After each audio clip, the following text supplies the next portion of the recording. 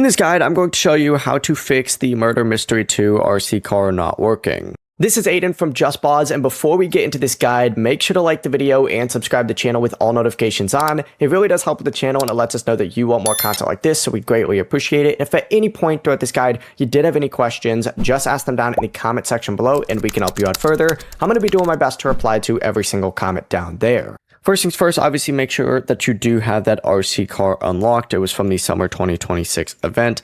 You needed to open up 12 different summer boxes in order to use it.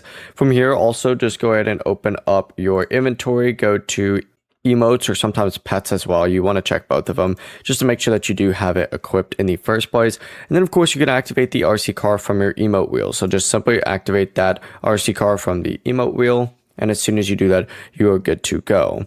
Now, if it's still not working, leave Murder Mystery 2 and join a different server, which can fix temporary server physics problems.